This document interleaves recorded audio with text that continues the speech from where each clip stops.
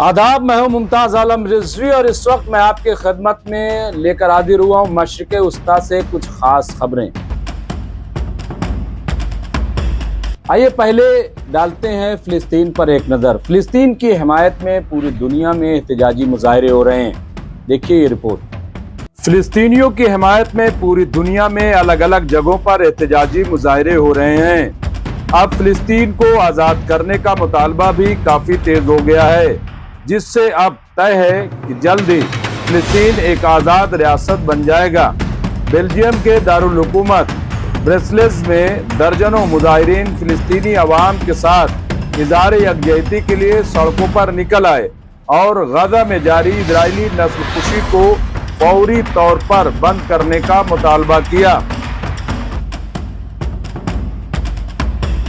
हमारी दूसरी रिपोर्ट है जो फिलिस्तीन के ताल्लुक से है कि जिस तरह से फिलिस्तीन पर गजा पर इजरायली हमले कर रहे हैं और नाकाबंदी कर रखी है, उसके खिलाफ दुनिया के कई ममालिक ने मजम्मत की है। क्या है, देखिए ये रिपोर्ट। इजराइल के गजा पर हमले जारी, आज 43 अफराद हलाक। इसको लेकर कई हुकूमतों की जानिब से मजम्मत की जा रही है और इसको रोकने की अपील भी हो रही है। आयरलैंड, ऑस्ट्रिया और दीगर की हुकूमतों ने इजराइल की गजा की 60 दिन से जायद नाकेबंदी की मजम्मत की है, जबकि एमनेस्टी इंटरनेशनल ने खुराक और अद्वियात की नाकाबंदी को जंगी जुर्म करार दिया है।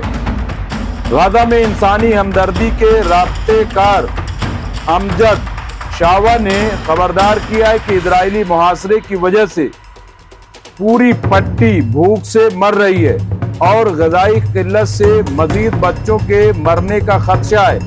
तिब्बी ज़राए का कहना है कि आज सिर्फ गजा पर इजरायली हमलों में कम अज़ कम 35 अफराद मारे गए हैं, जिनमें बुरेज पर हमले में एक खानदान के 9 अफराद भी शामिल हैं।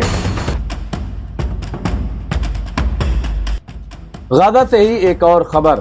रेड क्रॉस ने खबरदार किया है कि गजा में जिस तरह की नाकाबंदी कर रखी है, वहां मासूम बच्चों की जिंदगियां खतरे में हैं। देखिए इस पर भी हमारी रिपोर्ट, या फिर रेड क्रॉस ने इस पर क्या कहा है। रेड क्रॉस ने खबरदार किया है कि इजरायली नाकाबंदी की वजह से गजा की इमदादी कोशिश तबाही के दहाने पर है।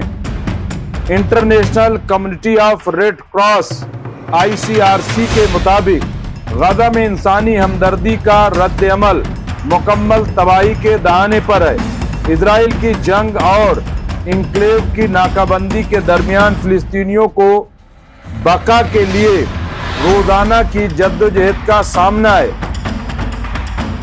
ICRC अमेरिका ने जुमा के रोज ये इंतबाह जारी किया। बैनुल अक़वामी इमदादी एजेंसियों की जानिब से एक मुआहदे के लिए फौरी अपील के दरमियान, जिसके तहत इजराइल जंगबंदी पर रजामंद होगा और हमास के हाथों पर यरगमाल की रिहाई के बदले इंसानी हमदर्दी की राहदारियों को दोबारा खोलेगा। मीडिया की आज़ादी पर नजर रखने वाली तंजीम ने कहा है कि फिलिस्तीन इस वक्त सहाफ़ियों के लिए सबसे मुश्किल और खतरनाक जगह।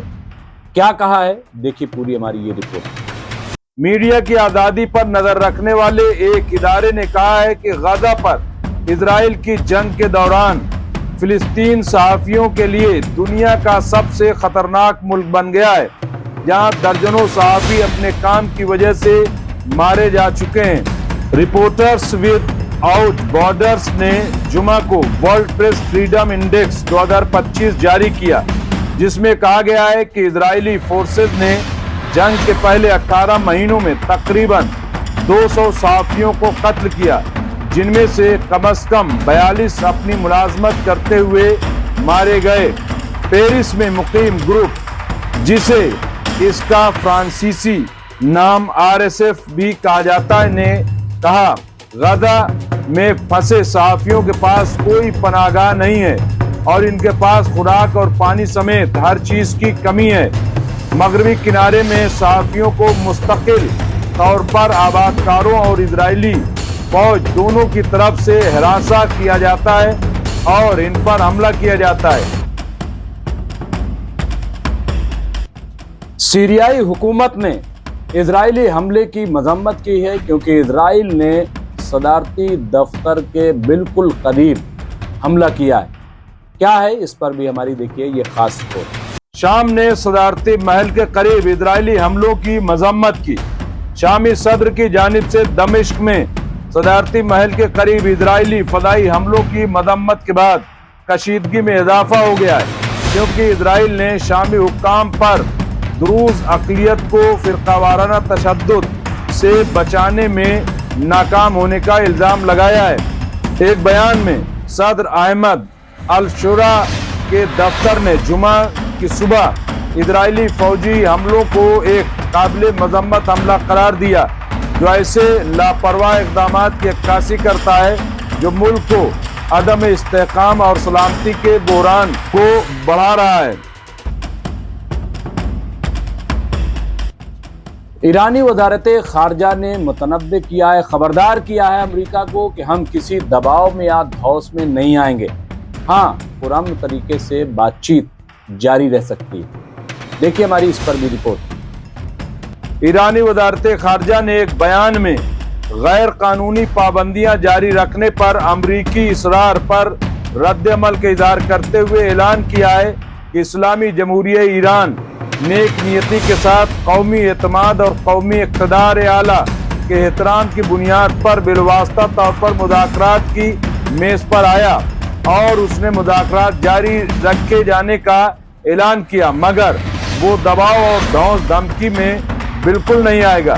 وزارت خارجہ نے تاکید کی ہے کہ کسی بھی طرح کے غیر منطقی رویے سے ایران کے اصولی موقف میں نہ تو کوئی تبدیلی آئی ہے اور نہ ہی آئے گی، اور یقیناً کسی بھی طریقے سے ایران کو دوبارہ آزمانے کا کوئی نتیجہ برآمد نہیں ہوگا اور مقابلے فریق کو ماضی کی مانند شکست کا ہی سامنا کرنا ہوگا۔